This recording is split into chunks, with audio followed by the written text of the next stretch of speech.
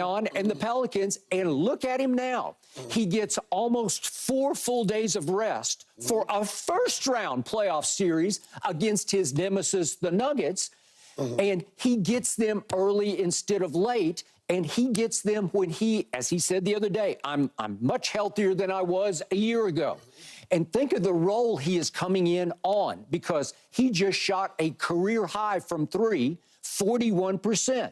Well, obviously, a year ago, he was a disaster from three against the Nuggets. He was 1 of 10 in the fourth quarter. Up there. It's hard to breathe. Okay, well, I got you. And remember, just a year ago, in the playoffs, LeBron set the all-time playoff record for consecutive three-point misses in fourth quarters. He missed 19 straight fourth-quarter three-pointers. And then he turned around, and I guess he went in the lab, and he fixed it because he shot 41% from three this year. I've always questioned his late-game free throw shooting. He actually made some this year because the Lakers were actually the best clutch team in basketball this year. In late game, it's like in the last 5 minutes of games, they were 24-9. And LeBron made a late free throw, 1 out of 2 at Toronto that won the game. And then he went up to Golden State in March, and he hit 2 late free throws in the second overtime to win that game. And he's coming in on, as Keyshawn keeps pointing out, a free throw roll.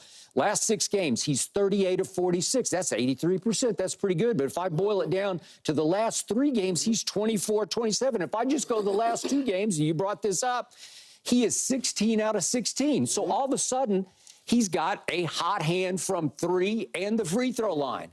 And he's coming in to beat his nemesis in a way with it's really 4 days off, where can he be any fresher or hotter or better than he could be? Or stiff? Well, I don't know. Well, how about the... Why are you going to be stiff? Yeah. You too many days off. Okay, well, what about your team? What about the Nuggets? They're young. They're a young team. They're a young team. They get out. They don't even stretch, Skip. When you're an older team, you need time to warm up. Like, you need time to stretch. We all know that. I don't know. 4 days off. When the last time the Lakers had 4 days off? All right. They good when they play in rhythm. Okay. You need to play in rhythm. If you haven't played for a week as an older player, as older guys on the team, you gotta stay fresh. Okay. It's like me right now. I gotta go in the gym. I gotta stretch. I gotta get on the treadmill before I start lifting weights. I can't take 3 days off, come in there. I might pull something. I mean, 4 days off is too much. Okay, but if ever a 39-year-old could be any readier for this, he's ready for this, right? It's perfect. And Paul, what do you always tell me? You got to have an X factor. Okay. Well, why did I pick the Lakers before the year started? I kept telling Keyshawn, they went out and got Gabe Vincent. And all he did, time out. You chuckle. You chuckle until I explain. What did Gabe Vincent do in the NBA Finals last year at Denver in Game 2? The Heat managed to win one game because he scored 23 points in Game 2, and he made 4 of 6 three-point shots. He shot it well. He shot it well. And Dave McMenamin reported on ESPN. How many 20-point games he got this year? Okay, well, he hadn't been playing all year because he's had a knee issue that required a scope. Okay, so he shot the ball well the other night. Okay. He 2 for 3. That's good. McMenamin reported that the Laker brass was just raving about his input and what he did the other night on Tuesday night. Played 18 minutes and gave 9 points and 4 rebounds. Okay. That's pushing the needle, Skip. All right. Nope, it's not. Got back. Here we go. That's the X factor.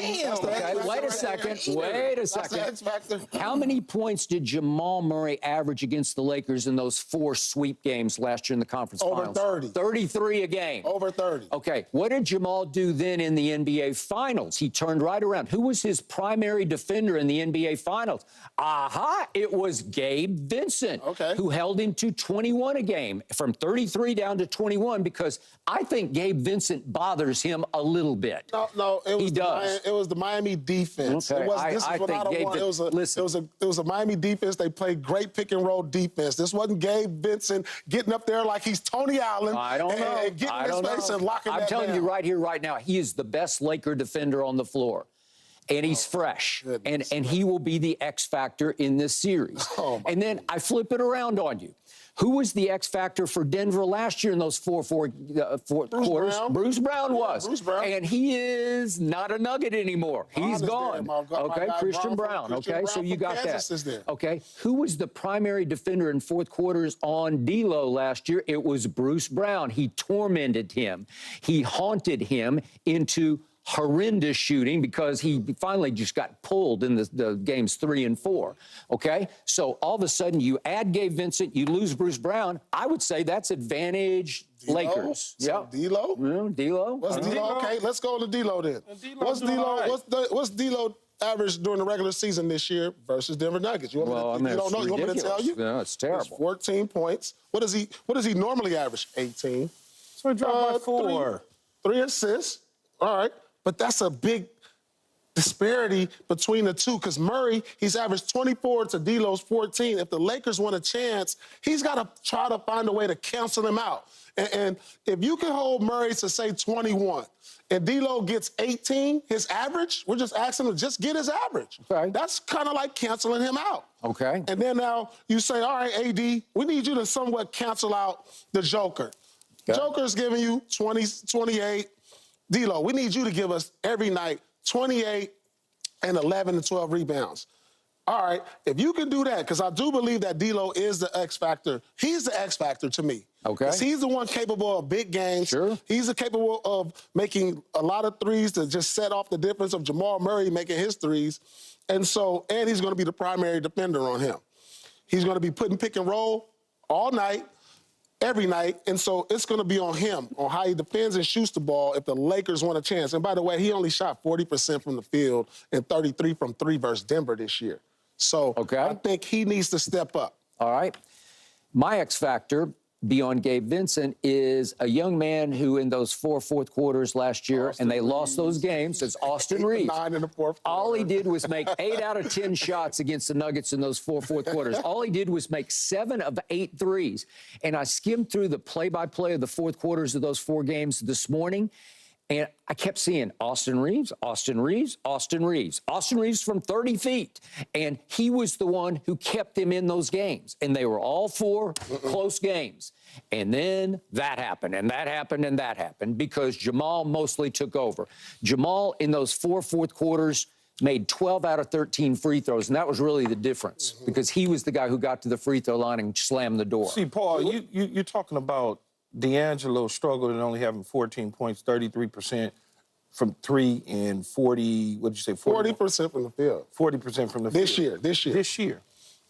Take into consideration, so what you take into consideration?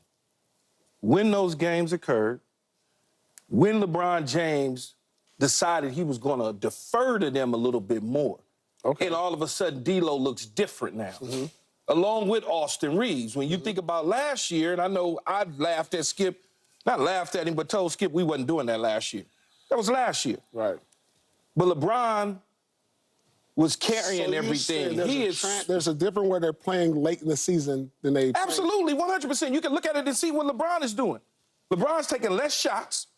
He's deferring to them more. He's allowing them. It's almost like he's getting them ready for the playoffs. It's what you asked for, right? Yeah, exactly. Yeah. But when the playoffs come, how much trust are you going to have? Because your mentality changes in the playoffs. Well, trust gets a little slimmer. Just like the lineups, the rotation gets shorter because the trust in those other players. Yeah, but if I'm giving it, but if I'm giving it to you early and you doing what you're supposed to do, then I'm good. And if you doing what you're supposed to do, it's just like in football. If they throwing me the ball and I'm dropping it, they ain't gonna give it to me no more. But if I'm out there cooking and I'm beating my man, they gonna make sure I put me in position. It's easier to trust in the regular season than it is the playoffs. Sure it is. It's too much on the line. I understand. Now, would LeBron rather kick it to the corner with the game on the line or go up with a fadeaway over 2 people? Like, you think about those things. He's always been known to make the right play, so I would think he would kick it. I'm just saying, though, it's just like the trust gets slim in the playoffs. You trust your superstar taking a bad shot because superstars are superstars because they make bad shots and that role players can't.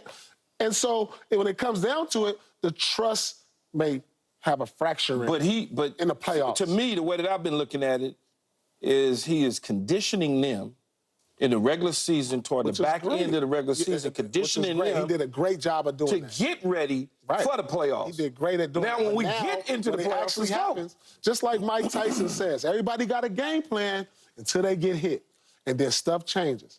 You know what I'm saying? Yeah, So- but you a Debbie Downer. You want to sit up here and act like they getting ready to just brick every shot I'm and all not saying that. I'm just saying. What are you saying? Where's the confidence? Where's the optimism? They've lost 8 in a row. They've been dominated this year. They got a slogan that says, "Who's your daddy?" I mean, who else said, like, nobody else has that. Like, I haven't even heard that from nobody else. Like, come on. Like, you're this talking is, about... like, who talks to LeBron and the Lakers like this? Well, that's like, the point. That's crazy to me. That is crazy. Like, nobody's talking. Everybody can talk crazy when you win a championship. You beat a team. Everybody talk crazy. I on mean, that. just the disrespect. I mean, Yeah, but everybody does that. This is LeBron. Not James. even thinking that you're going to This see is me LeBron again. James. Like, who would say that about a LeBron James? Okay, so at what point does he say that's enough? They didn't beat the Lakers in the finals. Doesn't They beat matter. the Heat. And this came across. This was in the speech.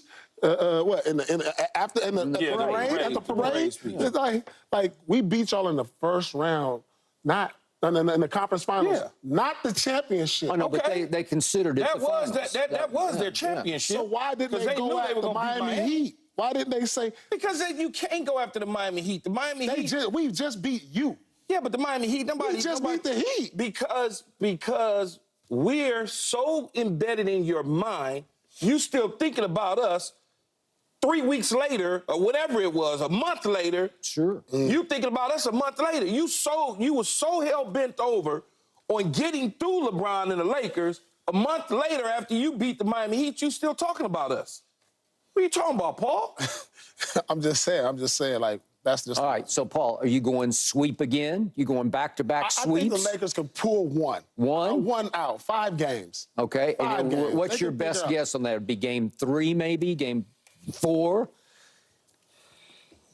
They get game 3. 3. Okay, get so you game give them 1 game and it's 5. Gentleman's sweep. Gentleman's sweep. All right?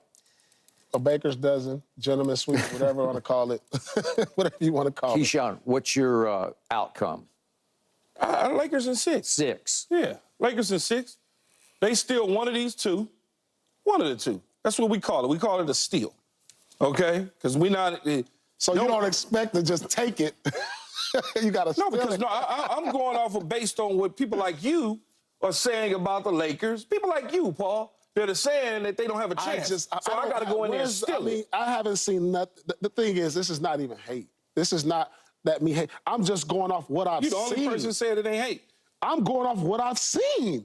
I haven't seen anything that tells me they can beat them. I understand that, but your approach is such So, like, that... give me some, where